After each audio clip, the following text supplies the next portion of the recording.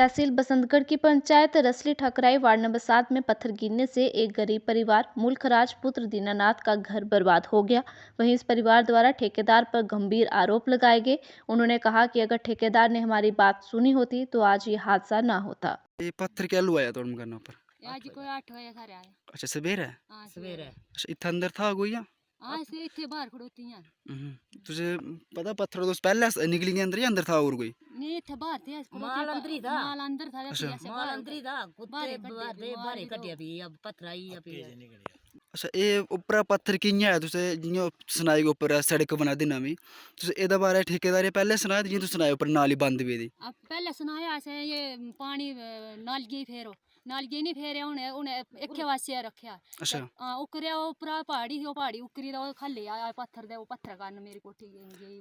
अच्छा तुझे क्या लगता है ठेकेदार दे वजह करना हो सारा? हां ठेकेदार है भैया अच्छा उस ठेकेदार के नाम बिट्टू। बिट्टू।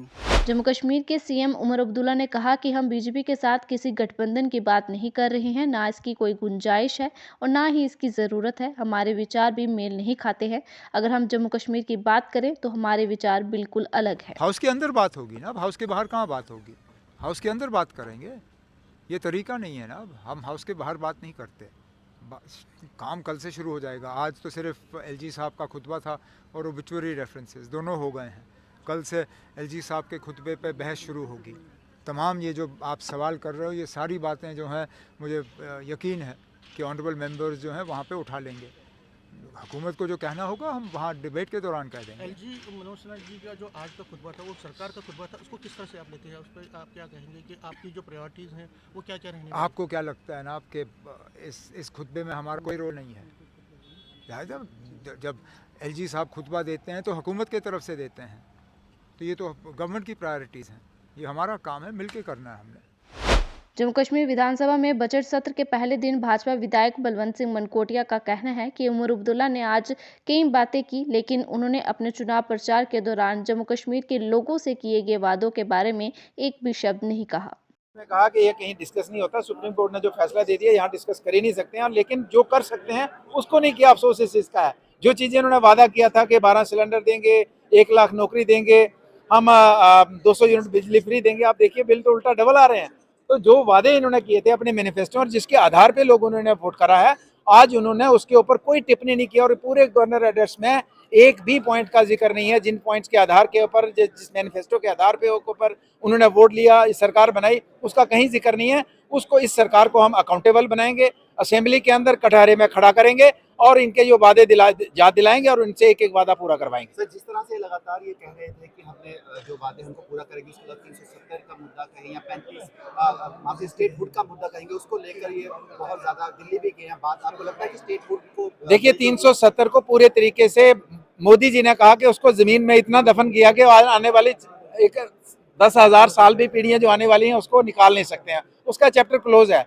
लेकिन जो दूसरा आपने कहा स्टेट हुड का मसला है, उसने में प्रधानमंत्री जी ने जब प्रदेश के प्रधानमंत्री कहते हैं कि हम स्टेट हुड देने हैं, पॉलिटिक्स में तो हर चीज टाइम बाउंड नहीं होती कि 2 दिन में देंगे या 2 घंटे में देंगे। उन्होंने कहा है तो बार बार उसका जिक्र करें। अपोजिशन के लोग जो सरकार में बैठे लोग, तो उसका कोई मतलब नहीं। प्रधानमंत्री जी की कमिटमेंट है और वो अपनी कमिटमेंट में हमेशा खरा उतरते हैं।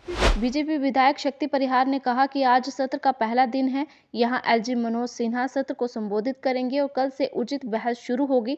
यहां बीजेपी जनता के हित की बात करेगी और रचनात्मक विपक्ष की भूमिका को निभाएगी। नहीं, आज तो पहला दिन है इस सेशन का। आज तो ऑनरेबल लेफ्टिनेंट गवर्नर साहब का एड्रेस होगा, उसके बाद ओबिचुअरी रेफरेंसेस होंगे, तो कल से सही मानों में जो डिबेट होगी तो कल से शुरू होगी। भारतीय जनता पार्टी लोगों के हित की बात करेगी और एक कंस्ट्रक्टिव अपोजिशन का रोल निभाएगी। जम्मू कश्मीर विधानसभा के बजट सत्र पर अवामी इत्तेहाद पार्टी के विधायक खुर्शीद अहमद शेख ने कहा कि हम अपनी राजनीतिक आशंकाओं और विकास से संबंधित मुद्दों को उठाएंगे। हम न केवल राज्य का दर्जा जम्मू कश्मीर में बल्कि अनुच्छेद 370 की बहाली के बारे में भी बात करेंगे। देखिए, जैसा कि आपको मालूम है कि जैसे पहली सेशन के दौरान भी हमने कहा, जो भी हमारी जो पॉलिटिकल एस्पिरेशंस है, जो भी हमारी सियासी जो भी हमारे मामलात हैं, उनको भी रेज़ करेंगे और साथ ही साथ जो डेवलपमेंटल वादे जो सरकार ने किए या जो हमारे मैनिफेस्टो में भी जो बातें थी, उन चीज़ों को हम उठाएंगे और कोशिश करेंगे कि उन मसाइल का जो है हल हो। टूर की बात नहीं करेंगे बल्कि हम 370 और 35A की भी बात करेंगे। लेकिन आप देख लीजिए कि एक कन्फ्यूजन है सरकार के अंदर। जो लोग जिनके साथ नेशनल कॉन्फ्रेंस और उमर साहब इस वक्त मीटिंग कर रहे हैं, ऑल पार्टी मीट कर रहे हैं बिफोर सेशन, वो लोग तो क्लियरली ओपनली अपोज करते हैं। अब उनके अलायंस में कौन है यहाँ, कांग्रेस है या आप है, और उन्होंने जो है उन्होंने हमारे खिलाफ वोट किया है वहाँ। अगर आपकी बात करें तो उन्होंने हमारे खिलाफ वोट किया है। इसी तरह से अगर आप बात करेंगे कांग्रेस की तो उनका कोई क्लियर स्टैंड है नहीं, तो लिहाजा एक फ्यूटाइल एक्सरसाइज कर रही है सरकार और उमर साहब। इनकी नीयत साफ नहीं है 370 और 35A को लेके। अगर इनकी नीयत साफ होती तो ये PDP को बुलाते, हमें बुलाते, हर उस दल को बुलाते, हर उस पार्टी को बुलाते जो कि 370 और 35A की डिमांड करते हैं। उसके बरक्स आप देख लीजिए कि वो उनके साथ मीटिंग्स कर रहे हैं जो कि 370 और 35A के खिलाफ हैं, वो उन्हीं के साथ।